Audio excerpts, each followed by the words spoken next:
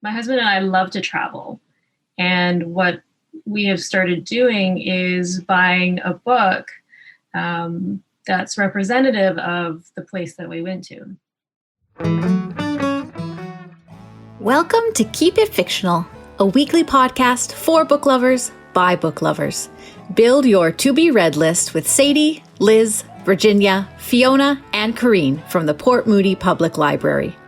Warning, this podcast contains strong opinions and may cause an increase in your library holds list.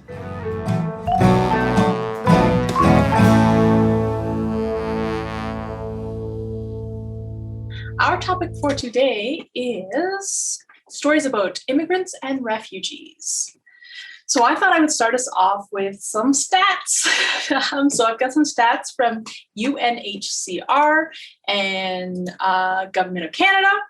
Did you know that there are 79.5 million forcibly displaced people worldwide? These are stats from 2019, and 26 million of those are considered refugees, and 40% of displaced people are children.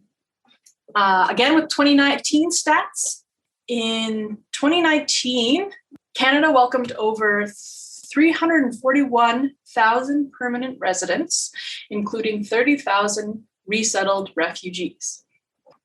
Why I love literature with stories about immigrants and refugees.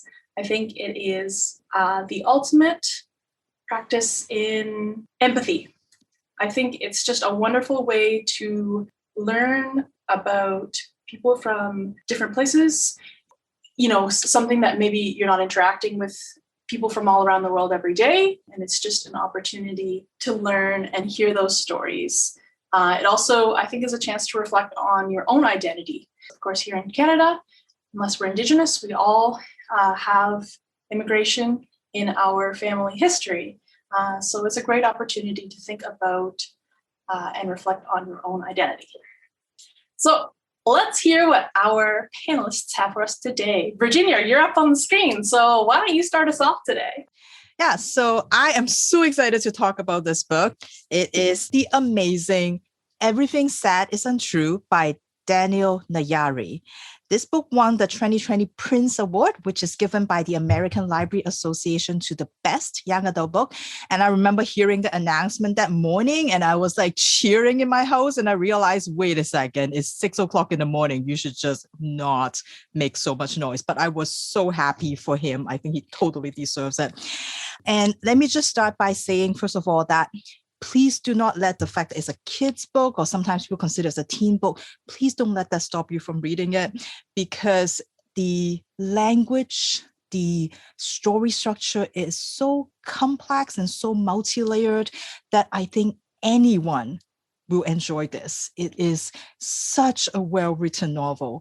And like a good Pixar movie, you can appreciate the story on so many different levels. And I think doesn't matter what age you are, you will really find this book an amazing, fascinating story. And like Fiona just mentioned, it is definitely one that will make you realize what it is like for people that are different from you and create that empathy. I think this book does it so well. This is a autobiographical fiction, according to the author, because the story of Daniel, our main character, it is indeed the story of the author himself. He went through all of this. It is all true. The story starts when we meet Daniel, and he is 12 years old, and he is standing in front of his class and his teacher talking about his family story as part of sort of the class assignments. So he started talking about what life was like with his family back in Iran, how he lives, his family, his father, his uncles, his grandparents. He has people around him, and he lives a pretty good life. But then his mother decides that they have to leave Iran because she is a Christian, and that is a no-no in Iran. And the secret police is always watching. And they would just nab people off the street, throw them in a room, and interrogate them, trying to make them confess and rat out other people that are practicing and gathering in the secret churches. And his mother knows that one day they're going to come for her. So she knows she has to go. She ended up taking Daniel and his sister, leaving their father behind in Iran and seeking asylum. Eventually, they made it to Italy in the refugee camp. And there, the Italians, you can tell they do not want them to be there at all because they refuse to speak Italian to them. They speak English to the refugees because they don't want you to learn Italian and learn their language so that you end up settling in Italy. That's how much they don't want you to be there. Eventually, they made it to Oklahoma in the States. This is where Daniel lives now and his family. And they live with his stepdad, Ray, who is also from Iran. And Ray is supposedly a black belt Taekwondo master, but it seems like the only uppercuts, the only special kicks that he does is only used on single mothers, like his mother. And for the longest time, Daniel believes that it was his fault. It's because his mother believes that Daniel needs a father figure, and that's why she's willing to stay with him. And Daniel lives with this guilt for like the longest time. As he is telling the story about how rich life is Iran, all his classmates, his teacher, they just look at him and they're like, no way, you're making all this up. These are all lies. Like, look at you. You're a poor refugee kid. You smell of onion and garlic and you take the poor kid's bus. You live in the apartments. Like, no way your story is true. And they just refuse to believe him, especially when Daniel tells the story. It is weaved in with Persian mythologies, with stories from famous epic poems, and also these legends of his family members from generations ago. Not only is the story seems implausible because they just seem like he has such a good life that can be, but also that the way he tells his story, his classmates like, wait, what? I don't get that. What is that again? Well, who's this cousin?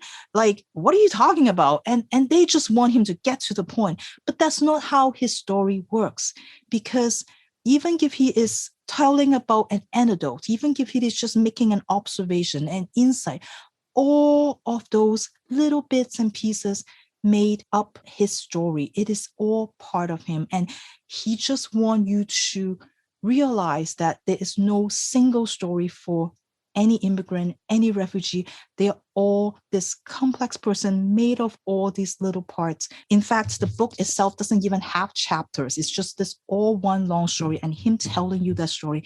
And Daniel imagined himself to be like Shahrazad in 1001 Nights, that as a storyteller, he's telling stories to survive. He's hoping that by the end of it, that you will realize that he is a person just like you. In the book, there's a line that when I read it, I was just like, yeah, that's exactly how it feels like as an immigrant myself. Like, even though we have completely different circumstances, I can totally understand what he means. He said a patchwork story is the shame of a refugee. And that line works in so many ways, not only because when you come to a new country, you don't know what to pack. In some ways, and metaphorically, you forget that there are certain memories that you should have treasure and remember, but you don't remember to bring them with you. So as you're even trying to recall those stories, it's disintegrating in the back of your mind. Not only that, your family is disconnected from the line of your other family members and from your family friends. You're alone. And so when you're trying to figure out, say, I wonder what happened, what's my parents' life like? And there's no uncles there to tell you, back when we were kids, this is what we do. There's none of that. Nobody is helping you remember. You are completely out on your own. And I also look at it as the way he tells the story, each individual sections, each little anecdote, each observation, each insight, it's like a beautiful quilt that you're just focusing on each square. And when you look at it, it's like, oh, that is such a great story. That is such like an interesting one. And sometimes it's very funny. And then you realize that's hilarious. And then you're like, oh, that's so true. Like, it's so, and then you're like, oh, I'm really sad because it's like, that is like, why are people so mean? And then you just kind of have all these little pieces and all of them make up your life, and it ends up like, you can individually focus on each of the stories, and then it make up this beautiful blanket that is Daniel himself and his life.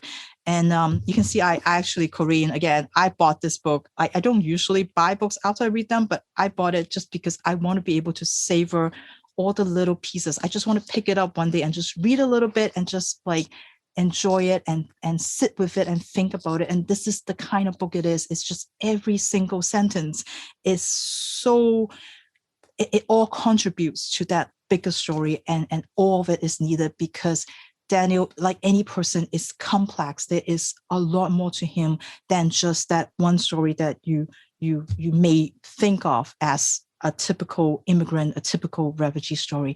So it's such a beautiful book. I really urge everyone to read it. I love this so much. Again, it is Everything Said is Untrue by Daniel Nayeri. Thanks, Virginia. I feel like that book just shot to the top of my to read list. That sounds fantastic. Right. I'm excited because I don't actually know what anyone picked today. So Sadie, what have you got for us? Yes, so the book that I picked today, I know Fiona has talked about this author, I believe, on our book chat before, I believe Pride. So this is a book by Ibi Zoboi, and it is called American Street. And it tells the story of Fabiola, and Fabiola is a 16-year-old from Haiti, from Port-au-Prince in Haiti. And the book starts off with her and her mother in an airport on their way to Detroit. And they're in New York, and Fabiola is now alone. And she's not quite sure how this happened. One second, her and her mother were together. They were ready to go through customs, go through immigration, and get on the plane to go and stay and live with her aunt and her cousins in Detroit. And then before she knows what happens, her mother is taken and she is alone. Now, Fabiola was born in the States. Her mother made sure that she was born in the States, so she is allowed to come into the country. But what she soon learns is that her mother is not, and her mother has been detained. She gets on the plane to Detroit because she doesn't really know what else to do. She has no family in New York. She has no one that she can contact. Her only connections are her family in Detroit. So she gets on the plane, she goes to Detroit, she gets off, she gets her bags, she goes to meet her cousins and her aunts, and right away she tells them, my mom's not here. She's supposed to be here and she's not here. I don't know what to do. Her cousins, who she hasn't seen since they were babies, they quickly say that we'll figure it out. Just come back to the house with us. We're going to figure everything out. So they take her back to their house. It's unfamiliar to her. It doesn't smell the same. It doesn't feel the same. No one is there to welcome her. In Haiti, they had a big going away party before her and her mother left. Whenever anyone comes to stay, family gathers and makes meals for them and welcomes them into their homes. And here there's nothing. Her aunt is sleeping. Her cousins just kind of leave her there to fend for herself. She eventually tells her aunt what happened, and her aunt tells her that she will figure it out. Don't worry about it. I will make sure that we get your mother here. Your mother is coming. We will make sure that happens. Still a bit unsure of herself, but not really sure what else to do. Fabiola decides to go about life. She has been registered in school, so she starts school the next day. She starts to learn a little bit more about her family in Detroit, a little bit more about her cousins, who are not exactly the way that she imagined them. They're not exactly the way that she remembered them. They're a lot louder. They're a lot harsher. They're a lot more outspoken than she pictured them and remembered them being.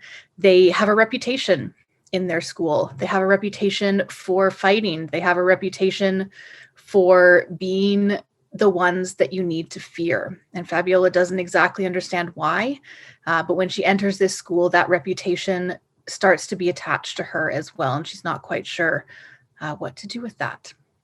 So one day, Fabiola is approached by a woman across the street from her school. And at first she's very hesitant. She's not sure she wants to speak with this woman, but she does. The woman offers to buy her some food. And so she goes to a cafe, and this woman explains that she can help Fabiola get her mother back to her. And this woman is a detective, and she's investigating the death of a young white teenager who died from taking bad drugs. And the detective is sure that she knows who sold the drugs, but she can't prove it. She just can't quite prove who it was. And the person that she thinks it was is actually Fabiola's cousin's boyfriend, Dre. Fabiola has met him a couple times. I will warn everyone that this part of the story does involve abuse. It does involve a very abusive relationship, and the behaviors and what occurs in this relationship are described in the book. If that is a trigger for you, I would suggest that maybe you stay away or skip over those parts. But Fabiola has met Dre. He is abusive to her cousin. He hits her. He hurts her emotionally and physically. And honestly, Fabiola would absolutely love to sell him out to the cops and get him arrested and get him out of her cousin's life. So she takes the detective's card and she decides that she's going to try and figure out a way that she can get that proof, she can get that evidence. Now, amongst all of these stories and this investigation, Fabiola has been able to find a bit of happiness, and that comes in the form of Kasim. And Kasim is actually one of Dre's friends, but is the complete opposite of Dre. He is kind, he is gentle, he is very, very interested in Fabiola, and reluctantly, but eventually she decides to go out with him, and she finds happiness with him. And so in these moments, Fabiola is very, very torn. She is happy with Kasim, but she still doesn't have her mother with her. And that is her main concern, is getting her mother home. So as the story goes on, Fabiola starts to learn things about her family, about the death of her uncle, and how it might not have just been an accident, about the connection that her family has to the death of the white girl who took the drugs. Fabiola has to make decisions, and they don't always turn out for the better. They don't always turn out the way that she wants them to.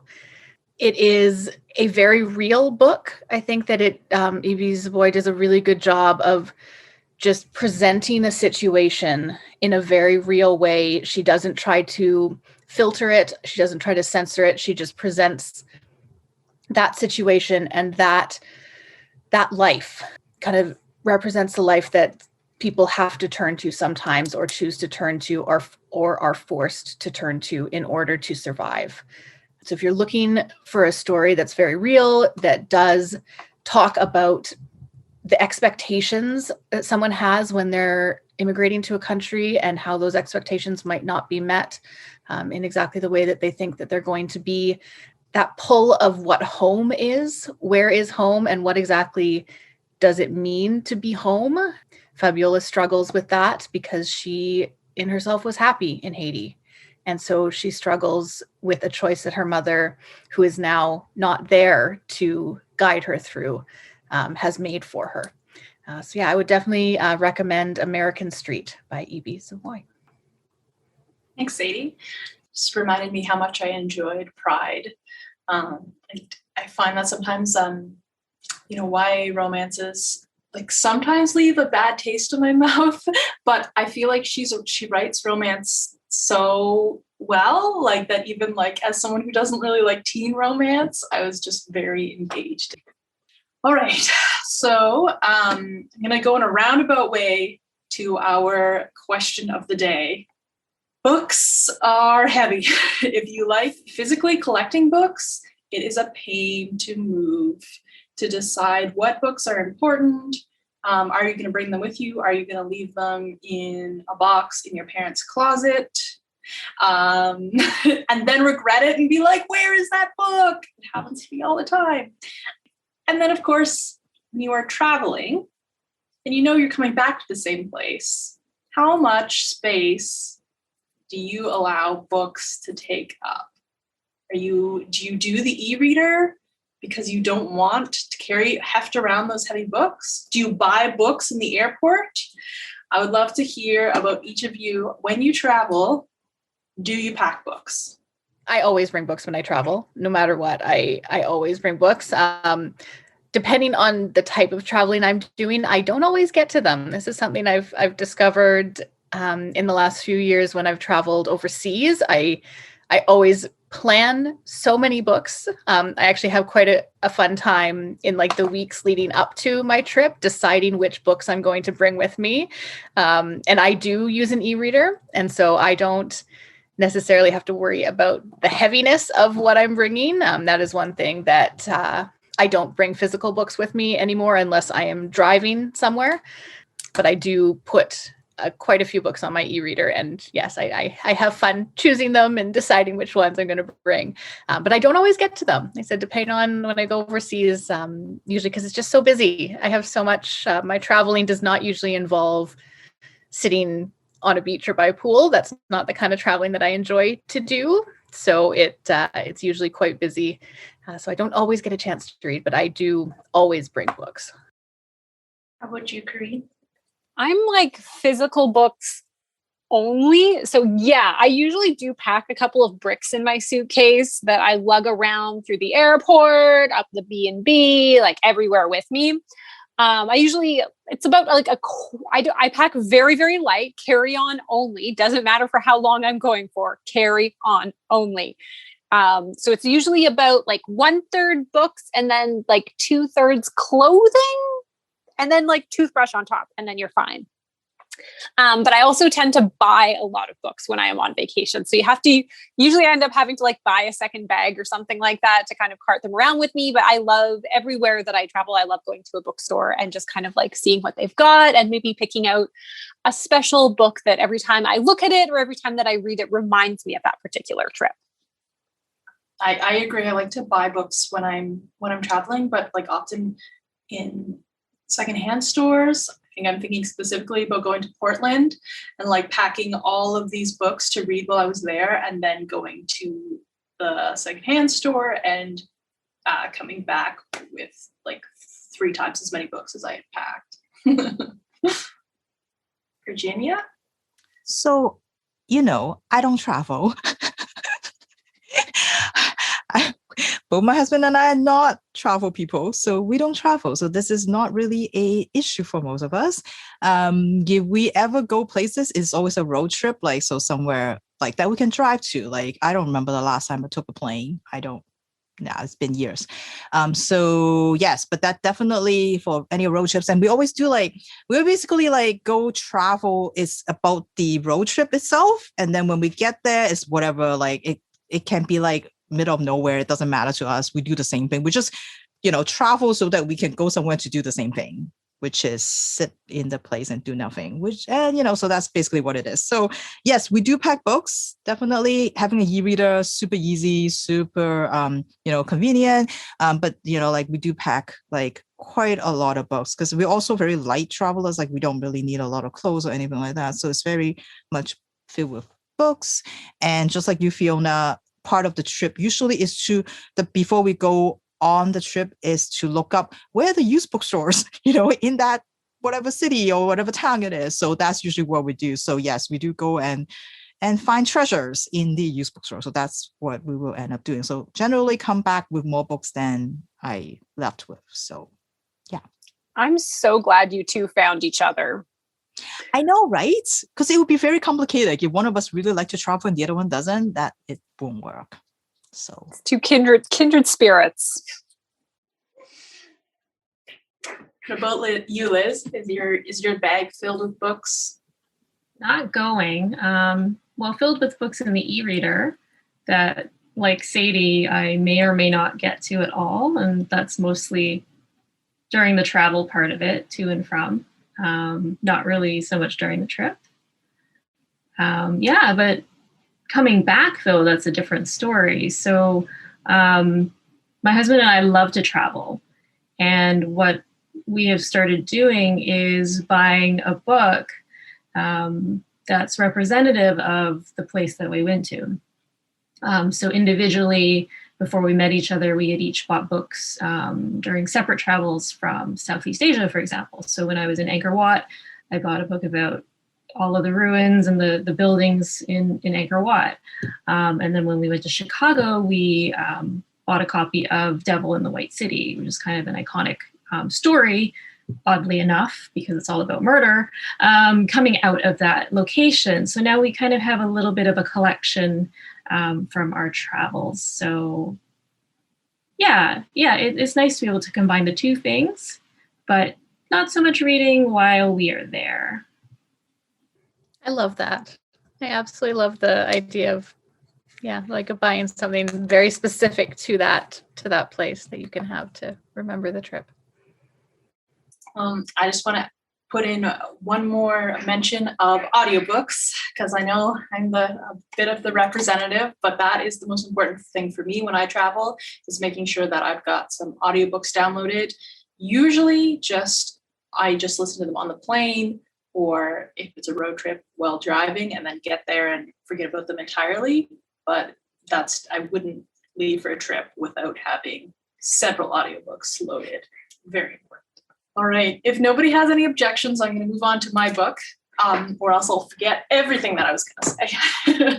So my book needs some preamble of why I've chosen it for today, because it is Displacement by Kiku Hughes, which is actually about Japanese internment camps in the US. So main character in the story is actually fourth generation American. This is from an American perspective. So it's actually her great-grandparents who would have been immigrants to the US. But I think it's an interesting story to note for this episode, because it really brings up who we consider to be immigrants. So, of course, Japanese internment happened in US and Canada during World War II.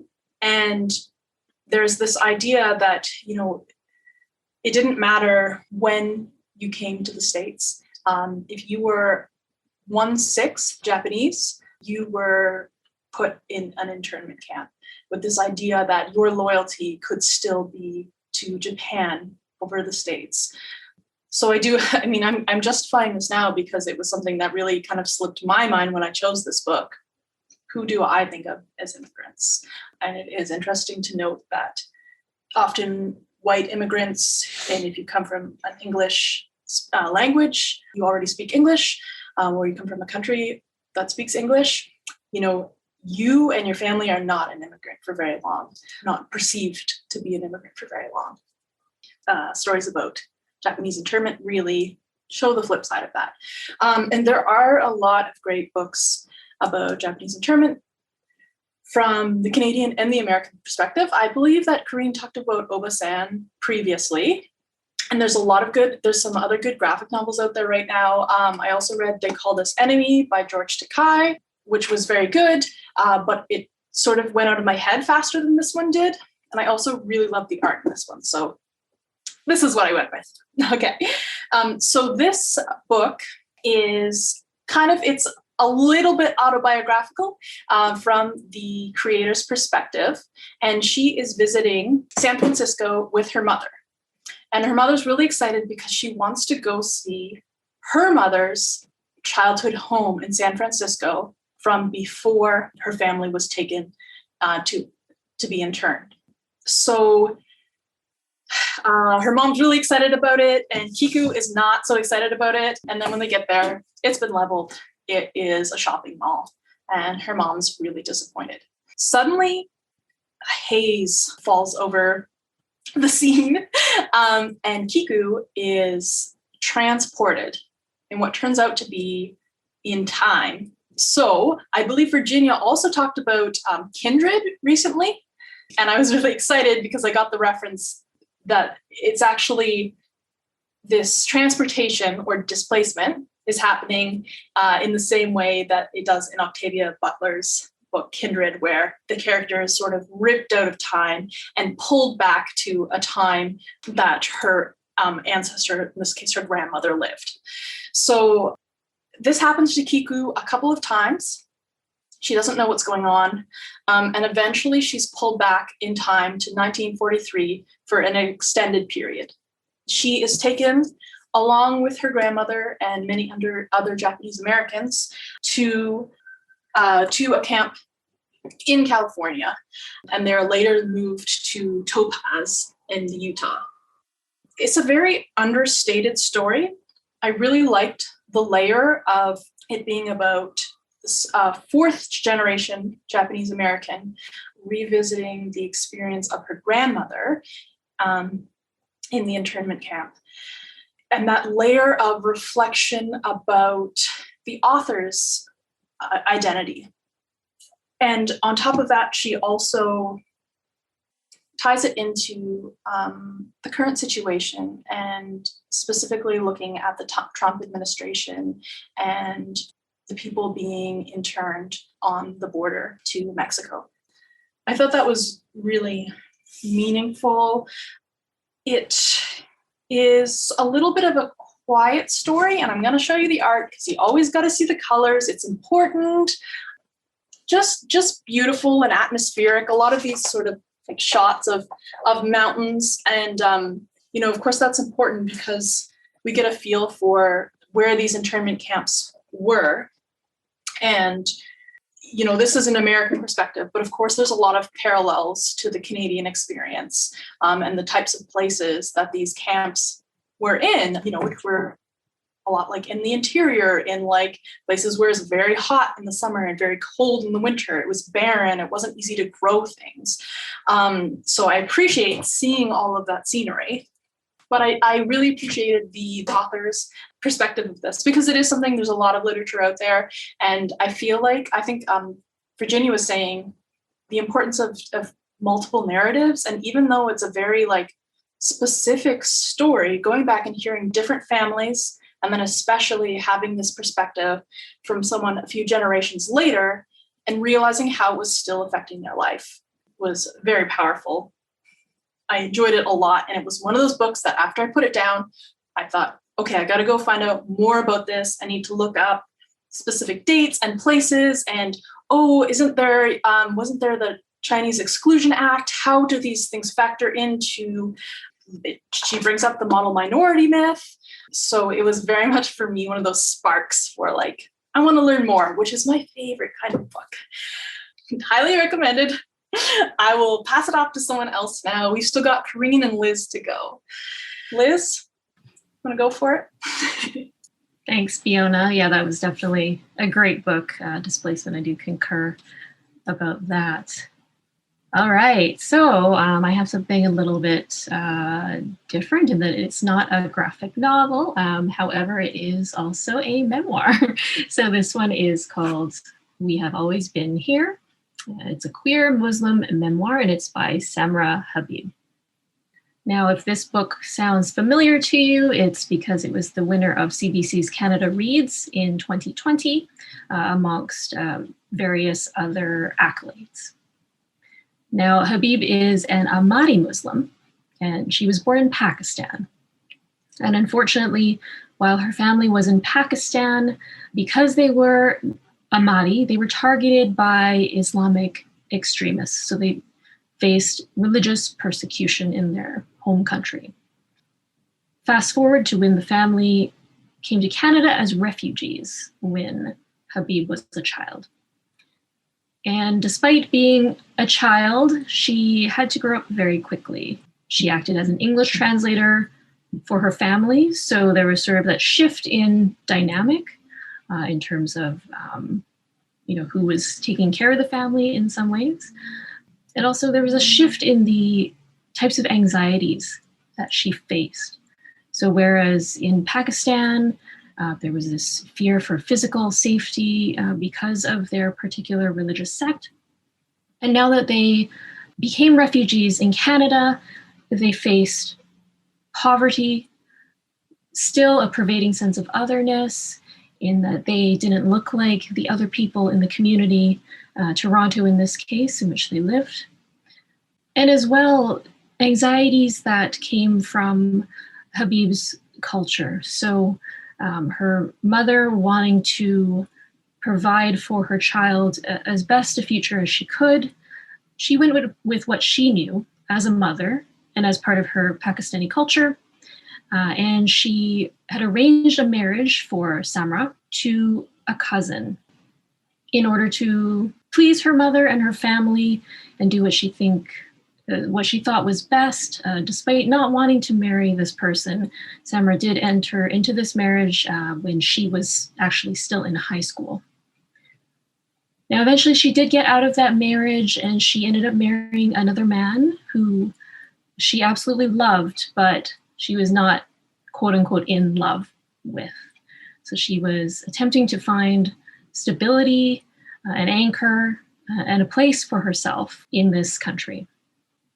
Now, the subtitle, as mentioned, of this book is a queer Muslim memoir. So not only was Habib coming to terms with being a refugee in Canada and dealing with cultural otherness, but she also felt a displacement with her own identity on a sexual level, as well as on a religious level.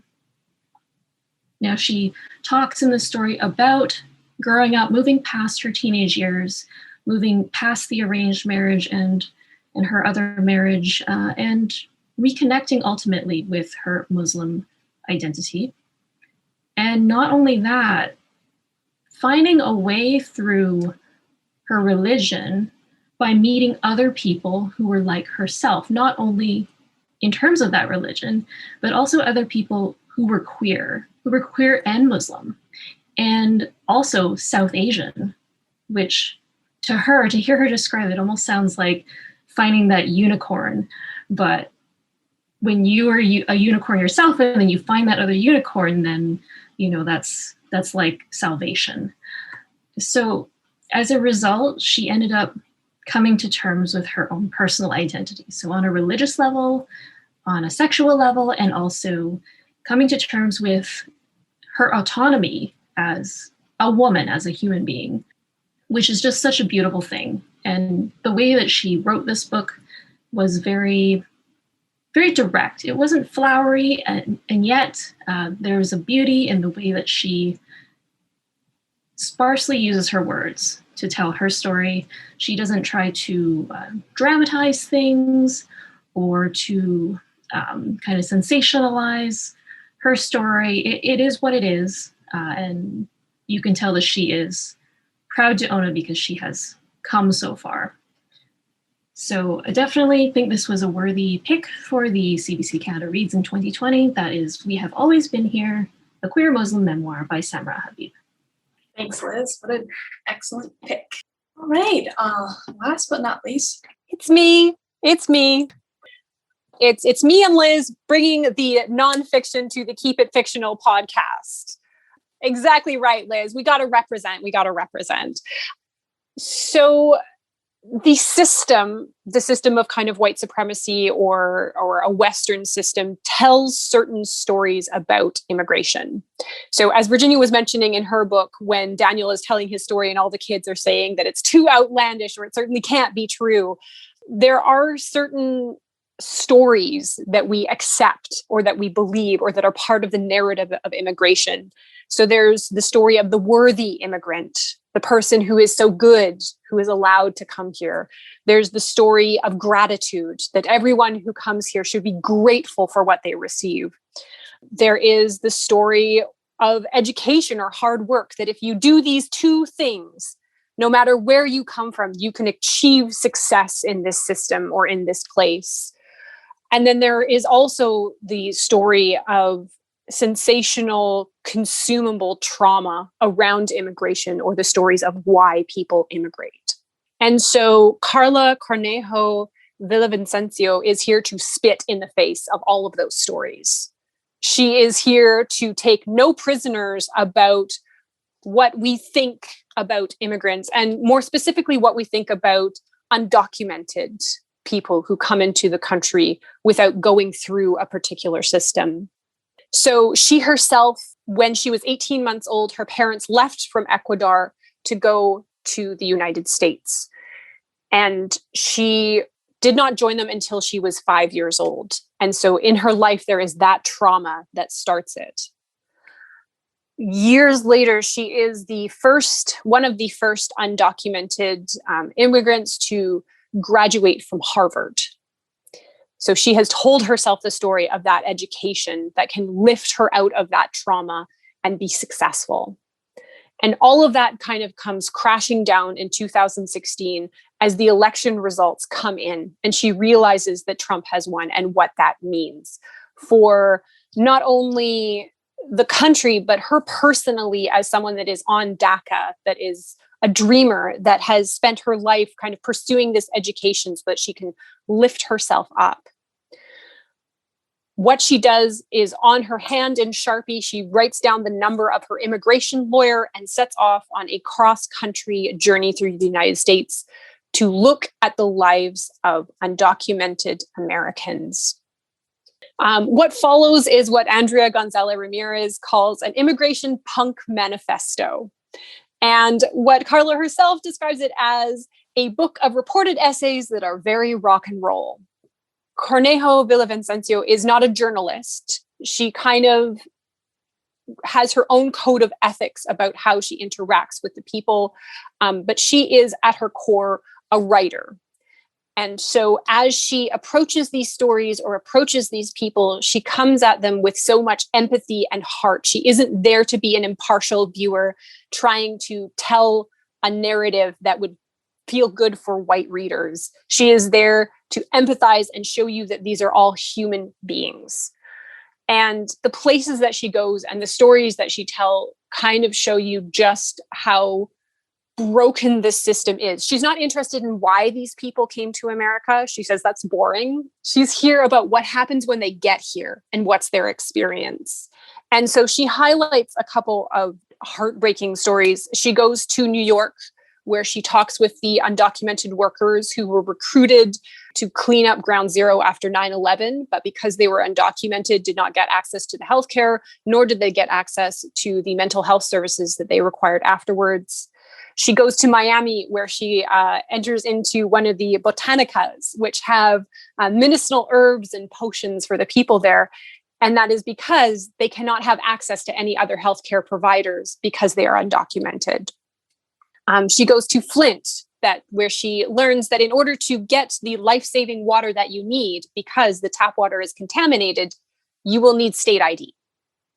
And it kind of goes on where she travels to these different places, becomes involved in the community there, and tries to bring their story to light, that these are people, that they are trying to survive, and that the system both needs them and is stacked against them, and that there is no getting out of that.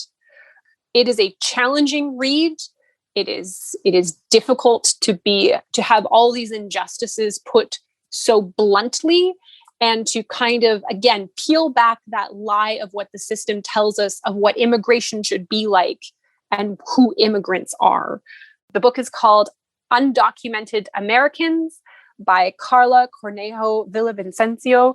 And I think it is, if the purpose of reading is to kind of build empathy and understanding, I think it is unmissable. It is unmissable because she has no holds barred to tell you about the reality of it is, and the reality of her own experience. So yeah, I would highly, highly recommend picking it up. Thank you so much, Corene. And thank you too for bringing in that piece about undocumented immigrants, because, when I talk about things like stats and stuff, those are the stories that get missed. And yeah, that's my own bias as well to miss that. And not just in America, but here in Canada as well. If we think about temporary workers and their experience here, it's all part of that. Yeah. Absolutely. Yeah, thank you. And it's great to have those nonfiction titles as well. Thank you, Liz and Corene. All right. Well, thank you so much for joining us. That was great. And we look forward to seeing you next time on Keep It Fictional. Have a good day, everyone. Bye. Thank you for listening. If you like our show, please tell a fellow book lover about it. You can find a list of all the books we discussed in our show notes. Join us next week for another fun book chat. Until then, keep it fictional.